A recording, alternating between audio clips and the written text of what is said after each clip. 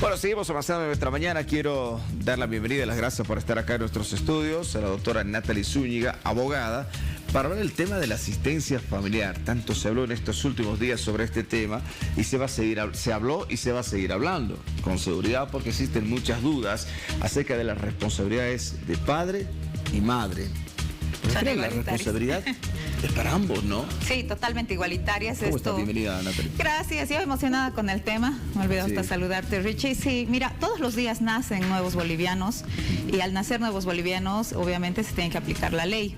La asistencia familiar es una figura jurídica que además tiene que ser de importancia social porque estamos protegiendo un sector vulnerable. Es obligatoria hasta los 18 años de edad y de los 18 a los 25 siempre y cuando estudien. Como tú lo decías, la asistencia familiar es una obligación en igualdad de condiciones para padre y madre, así lo dice la Constitución Política del Estado, que en el artículo 64, que es la ley máxima. Ninguna otra ley puede contradecir a la Constitución, y la Constitución establece que el derecho y el deber de atender a un menor de edad de ambos padres es igualitaria, es decir, no puede haber ningún tipo de discriminación porque seas varón en pagar más y ningún tipo de discriminación porque seas mujer en pagar más o menos tampoco, ¿no? Claro, exactamente. Ahora, bueno, mayormente las responsabilidades de la mujer que hace con los niños en muchos casos, la patria potestad, que se habla bastante, y es ahí donde muchos dardos apuntan, en su mayoría, a los padres. ¿Cuánto tiene que pagar el padre? O sea, hablo de un porcentaje acerca de los ingresos que percibe. No es de un porcentaje respecto al sueldo. Hay una duda, ¿sabes por qué? Porque desde la aprobación de la ley 603 se habla de un 20%. Se habla de un 20% respecto al salario mínimo nacional, no al salario total. Un padre o una madre puede ser Donald Trump y ganar 5 millones de dólares al año, no significa que tenga que pagar ni el 10 ni el 20%. Uno paga en proporción a las necesidades del beneficiario, y estas necesidades están descritas en el artículo 109, que son 6, y va a depender de acuerdo a la edad. Un bebé, por ejemplo, no tiene las 6 necesidades: salud, educación, vivienda, dispersión, alimentación y vestimenta.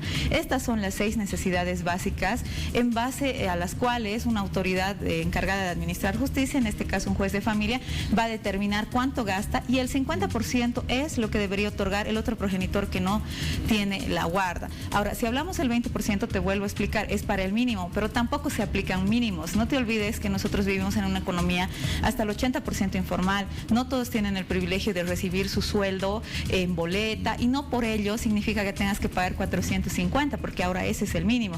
Porque muchas personas vienen a consulta y bueno, son profesionales con maestría y me dicen: no tengo trabajo, tengo que pagar el mínimo. Y yo les digo: no, porque entre el derecho del mayor y el derecho del niño, toda la vida se va a aplicar el derecho del niño, y preferentemente la juez va a priorizar el interés superior, se llama así, lo dice el artículo 60 de la Constitución y los convenios y tratados internacionales, y que dice que el interés superior es todo el conjunto de normas aplicables que van a favorecer a una persona en situación de vulnerabilidad, es decir, a una persona menor de 18 años.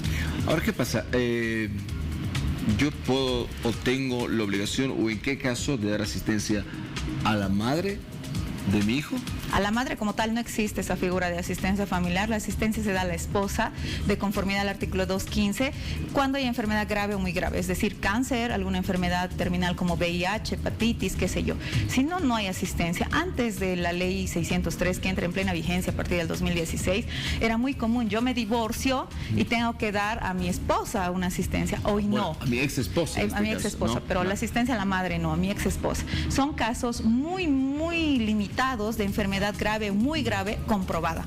El hecho de decir, por ejemplo, yo no trabajo, no es una causa para que te dan. Así que todas las mujeres que nos están viendo en sus casas y están postergando su éxito profesional o lo que sea, puedes vender empanadas, hacer joyas, lo que tú quieras para generar recursos, por sacar adelante una familia. Están haciendo muy mal, porque nadie les garantiza que ese matrimonio o esa unión va a durar para siempre. Pasa que pasaron 30 años, el tipo se enamora de alguien más joven, se largó de la casa y la señora se queda sin nada y sin 30 años de experiencia laboral. Ambas partes tienen que trabajar, y si al final es negociada la situación de que yo me quedo a atender la casa y tú a ganar plata a la calle, que sea muy equilibrada también en la forma de distribución de recursos, que a mí como mujer me permita tener un colchón cuando la relación se termine, porque no estoy diciendo que las relaciones se terminan, pero la estadística me dice que de cada 10 matrimonios, 7 van a terminar en divorcio los próximos 4 años. Eso lo dice el INE, no lo digo yo. Claro, ahora, esto no es es dejar de valorar el esfuerzo que hace la madre al cuidar a los niños para tratar de ayudar a la madre de los hijos. Te digo, o cómo se puede, porque la madre te dice, no, yo estoy cuidando a los chicos, no tengo el tiempo, estoy viendo a tus hijos, mientras tú trabajas y tienes éxito, por ejemplo, ¿no? Entonces... Es una negociación, ¿no? Exacto, se puede llegar a una negociación, ¿no? Se puede llegar a una negociación. Ahora, ¿qué pasa si hay una responsabilidad compartida? O sea, unos días, una guarda compartida, ¿no? Ese es un tema súper importante, ¿ya? ¿Quién paga? ¿Cómo es la cosa? ¿No? A mitades. Cuando hay una guarda compartida, la ley establece que tiene que haber, eso está en el artículo 218, una buena relación. Es decir, el niño tiene que tener un régimen de vida compartido y equilibrado, y eso no lo determina un juez. No hay manera en este país, en cualquier rincón de Bolivia, que un juez determine guarda compartida. La guarda compartida pasa necesariamente por un acuerdo voluntario de partes, que es la manifestación libre y espontánea de lo que uno quiere hacer, no quiere hacer o quiere dar. Y es a mitades de tiempo, ¿no? Puede ser que una semana viva con un papá, la otra semana con el otro, un mes, y cada uno asume sus responsabilidades. En guardas compartidas no existe la figura de asistencia familiar. Entonces, esto es de doble filo. Mucha gente quiere, o hombres, la mayoría quiere guardas compartidas para no pagar pensiones, pero en otros casos la realidad nos da un fuerte sopapo. Lo cierto es que los hijos viven más tiempo con el padre, pero como es un acuerdo, es bien difícil que la madre de alguna manera ceda. Nos guste o no, Richard, vivimos en un estado patriarcal donde se piensa que el hombre es proveedor, o sea, como en la era de las cavernas, el hombre sale y a traer plata y la mamá a cocinar. Y no es cierto, o sea, la situación tiene que ser equilibrada en estas épocas, estamos en el año 2022. Y bueno, también la justicia tiene que acomodarse a esa situación. Y tú me preguntabas si es justo o no, me parece total y absolutamente correcto. Creo que ya no hay asistencia para la ex esposa. Es muy buena figura porque nos obliga a las mujeres a dejar de ocupar el rol, no soy feminista por si acaso, pero ese rol de que solo la cocina y demás, nos obliga a trabajar, a prepararnos, a estudiar y a entender que tenemos que generar plata. Es importante. Una mujer sin dinero es una mujer sin poder. Y no te estoy hablando de millones. O sea, el hecho de que tú tengas un colchón, aunque sea 200 pesos bajo tu almohada para mañana comprar, no sé, todos los insumos para vender donas, te da esta libertad de quedarte solo en la casa y rendirle cuentas a tu esposo, porque además te dicen tú no haces nada, y eso es mentira, porque el trabajo de la casa debe ser 3 veces más fuerte que las 8 horas, porque el trabajo de la casa no termina jamás. Sin duda. ¿Cuándo se emite una orden de aprehensión? Cuando hay algún retraso en el pago de las pensiones de esos acuerdos, te atrasaste 2, 3 días o te atrasaste 2, 3 meses, ¿cuándo se puede activar? Es por mes. Ya la asistencia se paga mes vencido, no mes adelantado, así nos lo dice el artículo 117. Supongamos que tú y yo firmamos un acuerdo, tenemos una hija, firmamos un acuerdo en nuestros cumpleaños, porque además cumplimos el mismo año, el mismo día con Richie, el 31 de julio, digamos. ¿No? Hemos firmado, recién el 31 de agosto tú me estarías debiendo un mes, o yo a ti si tú fueras el guardador. O sea, es mes vencido, de fecha a fecha, 15, de 15 a 15. Ya así se paga la asistencia familiar, mes vencido. Ahora, en el caso de que no hay acuerdo y tú me demandas o yo te demando, desde el día que te notifico. Por ejemplo, yo te notifico un 10 de abril, desde el 10 de abril al 10 de mayo, tú recién me estarías debiendo un mes, es mes vencido. Ahora bien, no hay un plazo. Antes se decía que 3 meses y a la cárcel, no es cierto. La ley no establece un plazo como tal, puedes deber un mes y sacar un mandamiento, pero no vale la pena porque es un proceso no largo, digamos, porque en materia familiar es una belleza, al menos en la ciudad de La Paz, y yo te puedo decir que tenemos el mejor sistema de administración de justicia. Para mí, cuando me toca ir a litigar otras ciudades, siempre digo, ay, mi La Paz, porque en La Paz tenemos jueces realmente muy buenos en materia familiar, que priorizan y garantizan primero la protección integral de las familias. Eso quiere decir que no es solamente a los niños, garantizan a los obligados, que en la gran mayoría son los padres, a las guardadoras, y no te lo estoy diciendo esto de dientes para afuera. Yo en 10 años de experiencia he debido hacer más de 3.000 procesos de asistencia familiar. Entonces, es algo que lo veo día a día.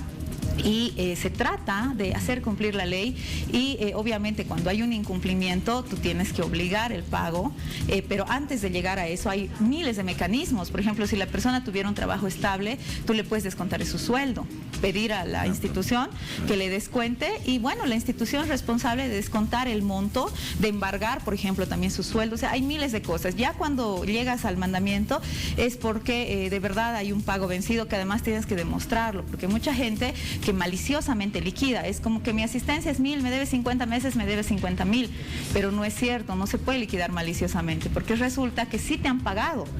pero tú no le has dicho a la autoridad. Entonces ahora la autoridad, muchas veces eso se llama el principio de impulso procesal, ya se dan el trabajo de revisar todo el expediente y decir, aquí hay un depósito, aquí hay otro depósito, etcétera.